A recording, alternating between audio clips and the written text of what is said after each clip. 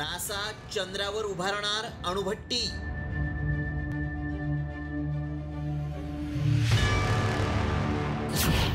वैज्ञानिक संशोधनासाठी ऊर्जेचा स्रोत बनवणार।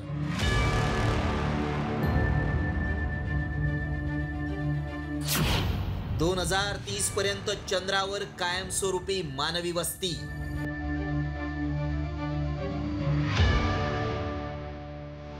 अमेरिकन अंतराळ संस्था नासा वेगवेगळ्या अवकाश मोहिमा राबवत असते।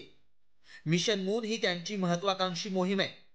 याच मोहिमेअंतर्गत नासानं चंद्रावर अणुभट्टी उभारण्याची घोषणा केली आहे।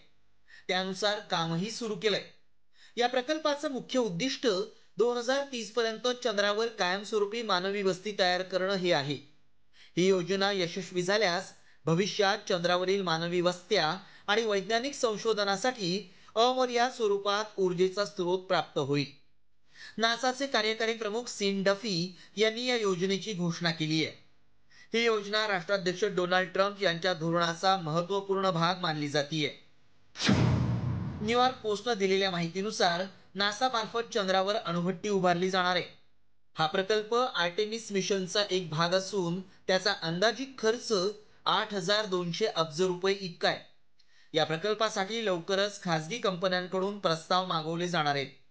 नासानं 2022 मध्येच 3 खासगी कंपन्यांना प्राथमिक आराखडा तयार करण्यासाठी प्रत्येकी $50 लाख दिले होते। 100 किलोवॅट क्षमतेची एक अणुभट्टी विकसित करणं हे नासाचं लक्ष्य आहे। या अणुभट्टीमुळे चंद्रावर ऊर्जेचा स्रोत तयार होईल। त्यामुळे 2030 पर्यंत चंद्रावर कायमस्वरूपी मानवी वस्ती शक्य होईल। ही अणुभट्टी चंद्रावरील भविष्यातील अर्थव्यवस्थेला गती देईल आणि अमेरिकेच्या अवकाश सुरक्षेला मजबूत करण्यास मदत करेल।